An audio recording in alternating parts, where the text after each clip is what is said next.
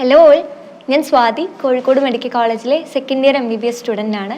NEET 2024 റിസൾട്ടൊക്കെ വന്നു. കുറേ പേരൊക്കെ റിപ്പീറ്റേഴ്സ് ബാച്ചിലൊക്കെ ജോയിൻ ചെയ്തിട്ടുണ്ടാവും. അപ്പോൾ റിപ്പീറ്റേഴ്സിനും റിപ്പീറ്റേഴ്സിനൊക്കെ വേണ്ടിയിട്ട് കെമിസ്ട്രീനെ എങ്ങനെ അപ്രോച്ച് ചെയ്യാന്നുള്ളൊരു വീഡിയോ ആണ് ഞാൻ ചെയ്യണത്.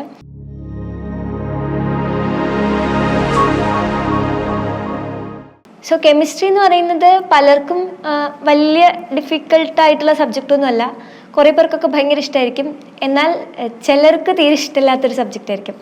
എനിക്ക് അങ്ങനെയായിരുന്നു. അതായത് എനിക്ക് ഫസ്റ്റിലൊക്കെ ഫിസിക്സ് ഭയങ്കര ഡിഫിക്കൽട്ടായിട്ട് തോന്നി. പിന്നെ ലാസ്റ്റിലോട്ടായപ്പോൾ ഫിസിക്സ് നല്ല ഇഷ്ടമായി. ബയോളജി വലിയ കുഴപ്പമില്ല. എനിക്ക് ഇഷ്ടമില്ലാത്തൊരു സബ്ജക്റ്റ് എന്ന് പറയുന്നത് ഒരു കെമിസ്ട്രി ആയിരുന്നു. കാരണം ഈ ഇനോർഗാനിക് കെമിസ്ട്രി ഒക്കെ പഠിക്കുക, ഫിസിക്കൽ കെമിസ്ട്രി ഒന്നും കുഴപ്പമില്ല. ഇങ്ങനെ ഇനോർഗാനിക് ഒക്കെ കുറേ പഠിക്കാനൊക്കെ ഈ ബ്ലോക്കും ബ്ലോക്കൊക്കെ ഭയങ്കര ഇടങ്ങാറായിരുന്നു. പക്ഷേ നിങ്ങൾക്കുള്ളൊരു നല്ലൊരു അഡ്വാൻറ്റേജ് എന്ന് പറയുന്നത് ഈ ബ്ലോക്കിലൊക്കെ ഉള്ള കുറേ കാര്യങ്ങൾ കട്ട് ചെയ്തു. ഇപ്പോൾ ചിലർക്ക് അതൊരു ഡിസഡ്വാൻറ്റേജ് ആയിട്ട് തോന്നുന്നുണ്ടാവും. കാരണം ചിലർക്ക് ബ്ലോക്ക് അങ്ങനത്തെ ഇനോർഗാനിക് കെമിസ്ട്രി ഒക്കെ ഭയങ്കര ഇഷ്ടമായിരിക്കും. എനിവേ, എന്നാലും നമ്മളത് ആക്സെപ്റ്റ് ചെയ്തേ മതിയാവുള്ളൂ. അപ്പം മക്കൾക്ക് അറിയാം, നമ്മൾ ഈ കെമിസ്ട്രിയുടെ ചാപ്റ്റേഴ്സിനെ 3 ടൈപ്പായിട്ട് ഡിവൈഡ് ചെയ്തിട്ടുണ്ട്. ഏതൊക്കെയാണ്? ഫിസിക്കൽ കെമിസ്ട്രി ഉണ്ട്, ഇനോർഗാനിക് കെമിസ്ട്രി ഉണ്ട്, ഓർഗാനിക് കെമിസ്ട്രി ഉണ്ട്. അപ്പം ഞാൻ ഓരോന്നായിട്ട് പറഞ്ഞുതരാം. ഈ ഫിസിക്കൽ കെമിസ്ട്രിയിൽ നിങ്ങൾക്കിപ്പം ഡിലീറ്റഡ് പോർഷൻസ് അല്ലാണ്ട് നിങ്ങൾക്കിപ്പോൾ പഠിക്കാനുള്ളത് some basic concepts in chemistry, atomic structure, chemical bonding and molecular structure, chemical thermodynamics, പിന്നെ solutions, equilibrium, redox reactions and electrochemistry, chemical kinetics. ഇത്രയും ചാപ്റ്റേഴ്സാണ് നിങ്ങൾക്ക് ഫിസിക്കൽ കെമിസ്ട്രിയിൽ പഠിക്കാനുള്ളത്. ഫിസിക്കൽ കെമിസ്ട്രീനെ എങ്ങനെ അപ്രോച്ച് ചെയ്യേണ്ടതെന്ന് ചോദിച്ചാൽ, നിങ്ങൾ എന്തായാലും നിങ്ങളുടെ ടെക്സ്റ്റ് ബുക്ക് നന്നായിട്ട് വായിച്ചിരിക്കണം. ടെക്സ്റ്റ് ബുക്ക് നന്നായിട്ട് NCERT നന്നായിട്ട് വായിച്ചിരിക്കണം. അതിപ്പോൾ ഫിസിക്കൽ കെമിസ്ട്രി ആയാലും ഇനോർഗാനിക് കെമിസ്ട്രി ആയാലും ഓർഗാനിക് കെമിസ്ട്രി ആയാലും നന്നായിട്ട് ടെക്സ്റ്റ് ബുക്ക് വായിച്ചിരിക്കുക തന്നെ വേണം.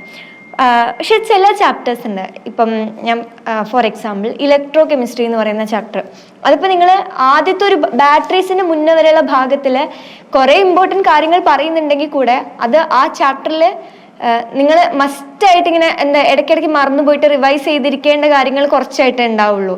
കാരണം അതിൽ കുറേ ആദ്യത്തെ ഭാഗത്തൊക്കെ കുറേ ക്വസ്റ്റ്യൻസ് ചെയ്യുന്നത് ആ രീതിക്കൊക്കെ ആണ് ഉള്ളത്.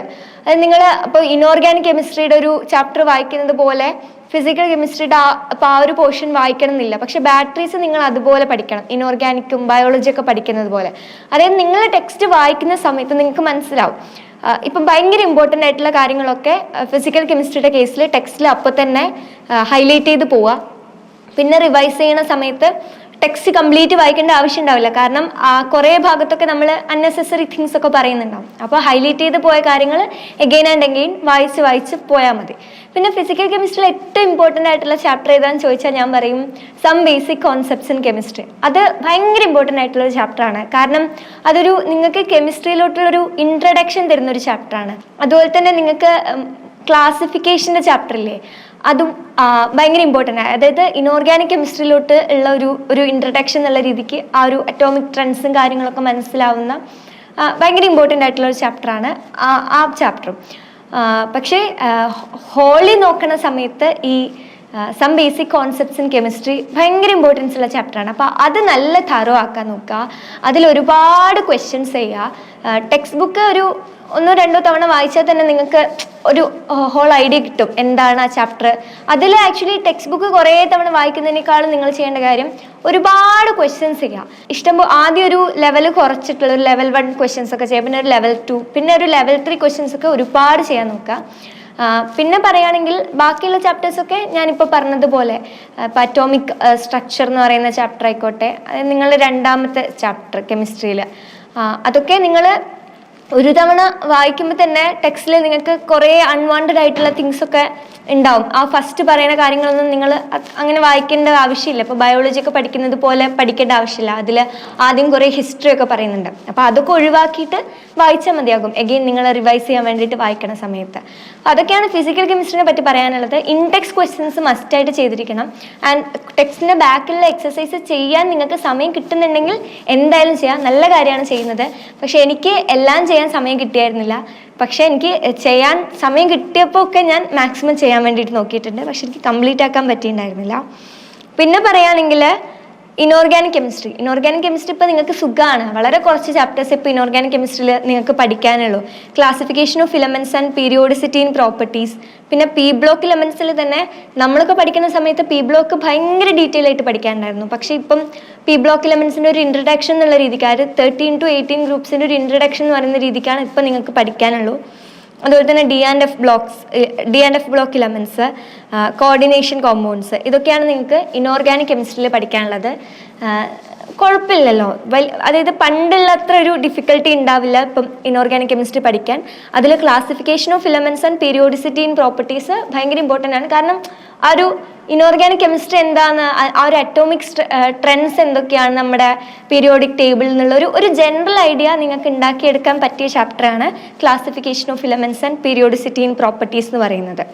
പിന്നെ ഇനോർഗാനിക് കെമിസ്ട്രിനെ സംബന്ധിച്ചിടത്തോളം ഒരുപാട് തവണ ടെക്സ്റ്റ് വായിച്ചതിൻ്റെ മേലെ എഗെയിൻ ആൻഡ് എഗെയിൻ വായിച്ചുകൊണ്ടിരിക്കുക. നിങ്ങൾ ബയോളജീനൊക്കെ എങ്ങനെയാണോ അപ്രോച്ച് ചെയ്യുന്നത് ആ ഒരു രീതിക്ക് ഇനോർഗാനിക് കെമിസ്ട്രിയും അപ്രോച്ച് ചെയ്യുക. പിന്നെ ടെക്സ്റ്റ് ബുക്ക് വായിച്ചാൽ മാത്രം പോരാ, കുറേ ക്വസ്റ്റ്യൻസും ചെയ്യുക. എന്നാൽ മാത്രമാണ് നമ്മളിങ്ങനെ ഒരുപാട് തവണ വായിച്ചു പോയാൽ നമ്മൾ തലയിൽ കയറുന്നുണ്ടോ എന്ന് നമുക്ക് മനസ്സിലാവണ്ടേ. അപ്പം അത് നമുക്ക് ഓർമ്മിച്ചെടുക്കാൻ പറ്റുന്നുണ്ടോ എന്ന് നമുക്ക് മനസ്സിലാക്കാൻ വേണമെങ്കിൽ നിങ്ങൾ മസ്റ്റായിട്ട് എക്സാംസ് എഴുതണം. അപ്പോൾ അതായത് ഇങ്ങനെ ക്വസ്റ്റ്യൻസ് ഒക്കെ ചെയ്ത് നിങ്ങൾക്ക് മനസ്സിലാവും ലൈക്ക് ഏതൊക്കെയാണ് ഞാൻ കൂടുതൽ ഇമ്പോർട്ടൻസ് കൊടുത്ത് പഠിക്കേണ്ട ഭാഗങ്ങൾ, ഇവിടുന്നൊക്കെയാണ് റിപ്പീറ്റ് ചെയ്തിട്ട് ക്വസ്റ്റ്യൻസ് ചോദിക്കുന്നത് എന്നുള്ള രീതിക്കൊക്കെ. പിന്നെ പറയുകയാണെങ്കിൽ ഓർഗാനിക് കെമിസ്ട്രി എനിക്കൊക്കെ ആദ്യം ഭയങ്കര ഡിഫിക്കൽട്ടായിരുന്നു. കാരണം ഞാൻ +1 +2 പഠിക്കുന്ന സമയത്ത് എനിക്ക് ഓർഗാനിക് കെമിസ്ട്രീൻ്റെ ഒരു ബേസിക്സ് എനിക്ക് കിട്ടിയിട്ടുണ്ടായിരുന്നില്ല. ഞാൻ ടെക്സ്റ്റ് തന്നെ ഇങ്ങനെ വായിച്ച് കുറേ ബേസിക്സ് ഒക്കെ ഉണ്ടാക്കാൻ നോക്കി, പക്ഷേ പറ്റിയിട്ടുണ്ടായില്ല. അപ്പം എനിക്ക് നിങ്ങളുടെ അടുത്ത് പറയാനുള്ളത്, ഇപ്പം നിങ്ങൾ എത്രയൊക്കെ ടെക്സ്റ്റ് ബുക്ക് വായിക്കാൻ നോക്കിയാലും നമ്മൾ സ്വന്തമായിട്ട് വായിക്കുന്ന സമയത്ത് ഒരു ലിമിറ്റേഷൻ ഉണ്ട്. കാരണം നമ്മൾ ടെക്സ്റ്റ് ബുക്കിൽ എല്ലാം ഭയങ്കര ഈസി ആയിട്ടുണ്ടാവില്ല പറഞ്ഞിട്ടുണ്ടാവുക. ചില കാര്യങ്ങളൊക്കെ വേറൊരാൾ പറഞ്ഞ് മനസ്സിലാക്കി തരുന്ന സമയത്ത് നമുക്ക് കുറച്ചുകൂടെ നല്ല രീതിയിൽ മനസ്സിലാക്കാൻ പറ്റും. Especially in case of organic chemistry ഒക്കെ കുറേ ട്രിക്സ് ഒക്കെ ഉണ്ട്. അതൊക്കെ നമ്മളൊരു ക്ലാസ്സിൽ നല്ല രീതിക്ക് ശ്രദ്ധിച്ചാൽ മാത്രമാണ് നമുക്ക് ആ കറക്റ്റ് ആയിട്ടുള്ള വേയിൽ നമുക്ക് മനസ്സിലാക്കാൻ പറ്റുള്ളൂ. അപ്പോൾ ക്ലാസ്സിൽ നല്ലോണം ശ്രദ്ധിക്കുക. ക്ലാസ്സിൽ നിന്ന് തന്നെ ഓർഗാനിക് കെമിസ്ട്രി ഒക്കെ പഠിക്കാൻ നോക്കുക. ഭയങ്കര ഇൻട്രസ്റ്റിംഗ് ആയിരിക്കും അതിൻ്റേതായിട്ടുള്ളൊരു രീതിയിൽ പഠിക്കാൻ വേണ്ടി നോക്കിയാൽ. ലൈക്ക് ഈ റിയാക്ഷൻ മെക്കാനിസം ഒക്കെ ചെയ്യുന്ന സമയത്ത് ഭയങ്കര രസമായിരിക്കും അതുപോലെ ക്വസ്റ്റ്യൻസ് ഒക്കെ ചെയ്യാൻ വേണ്ടിയിട്ട്. അപ്പോൾ ഒരുപാട് തവണ ടെക്സ്റ്റ് ബുക്ക് വായിക്കുക. അതുപോലെ തന്നെ intext questions in organic chemistry almost എല്ലാം ഞാൻ ടെക്സ്റ്റിൻ്റെ ബാക്കിലുള്ള എക്സസൈസസ് ചെയ്തിരുന്നു. കാരണം എനിക്ക് കുറച്ചൊരു വീക്കർ പോർഷൻ ഓർഗാനിക് കെമിസ്ട്രി ആയിരുന്നു. അപ്പോൾ അത് കുറച്ചുകൂടെ സ്ട്രെങ്തൻ ചെയ്യാൻ വേണ്ടിയിട്ട് ഞാൻ മാക്സിമം ശ്രമിച്ചിട്ടുണ്ട്. അപ്പം നിങ്ങൾക്ക് എല്ലാവർക്കും വീക്കർ ആയിട്ടുള്ള പോർഷൻ ഏതാണോ അതിന് കൂടുതൽ ഇമ്പോർട്ടൻസ് കൊടുത്തിട്ട് എല്ലാം ഒരു ഈക്വലി നിങ്ങൾക്ക് എല്ലാത്തിലും അറിവുള്ള രീതിയിലേക്ക് ആക്കിയെടുക്കാൻ വേണ്ടി നോക്കുക. പിന്നെ ഓർഗാനിക് കെമിസ്ട്രി ഞാൻ പറഞ്ഞല്ലോ ഒരുപാട് ക്വസ്റ്റ്യൻസും ചെയ്യാം. അപ്പം നിങ്ങൾക്ക് മനസ്സിലാവും എങ്ങനെയാണ് പഠിക്കേണ്ടതെന്നൊക്കെ. പിന്നെ നിങ്ങൾക്ക് principles related to practical chemistry എന്ന് പറഞ്ഞിട്ട് ഒരു പുതിയൊരു സാധനം കൂടെ സിലബസിൽ ആഡ് ചെയ്തിട്ടുണ്ട്. നമുക്കൊന്നും അത് ഉണ്ടായിരുന്നില്ല. നമ്മൾ +1 +2 കെമിസ്ട്രി പ്രാക്ടിക്കൽസിന് പഠിക്കുന്ന കാര്യങ്ങളും കൂടെ നിങ്ങൾക്ക് ഇത്തവണത്തെ അതായത് ഇനി 2024 മുതൽ ആഡ് ചെയ്തിട്ടുണ്ട് സിലബസിൽ.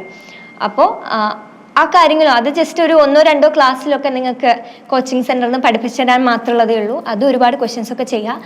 ബേസിക്കലി ഇങ്ങനെയൊക്കെയാണ് എനിക്ക് കെമിസ്ട്രീനെ പറ്റി ഒന്നും അറിയാത്തൊരു കുട്ടിക്ക് പറഞ്ഞു കൊടുക്കുന്ന രീതിക്കാണ് പറയാൻ ശ്രമിച്ചിട്ടുള്ളത്. അതാണ് പറയാനുള്ളത്. പിന്നെ നല്ല പോസിറ്റീവായിട്ടിരിക്കുക. ഇപ്പം റിസൾട്ട് വന്നല്ലോ, നിങ്ങൾ കണ്ടു ഭയങ്കര ഒരു ഹൈ കട്ട് ഓഫാണ് ഇത്തവണ വന്നിട്ടുള്ളത്. അപ്പോൾ നിങ്ങൾ നല്ല എഫേർട്ട് ഇട്ടാൽ മാത്രമാണ് അടുത്ത വർഷം ഒരു ഗവൺമെൻറ് മെഡിക്കൽ കോളേജിൽ കയറാൻ പറ്റുള്ളൂ. ഇപ്പോൾ കഴിഞ്ഞ ദിവസം ഇന്നലെ റിസൾട്ട് വന്ന സമയത്ത് നമ്മൾ മെഡിക്കൽ കോളേജിലത്തെ ഫ്രണ്ട്സൊക്കെ ഇങ്ങനെ പറഞ്ഞിരുന്നു, അയ്യോ ഒരു 2 വർഷം മുന്നേ ജനിച്ചത് നന്നായി. കാരണം ഇനി മുതൽ ഭയങ്കര കോമ്പറ്റീഷനാണ് വരാൻ പോകുന്നത്. അപ്പോൾ എന്ന് വെച്ചാൽ ഭയങ്കര കോമ്പറ്റീഷനാന്ന് വിചാരിച്ച് തളരൊന്നും ചെയ്യരുത്.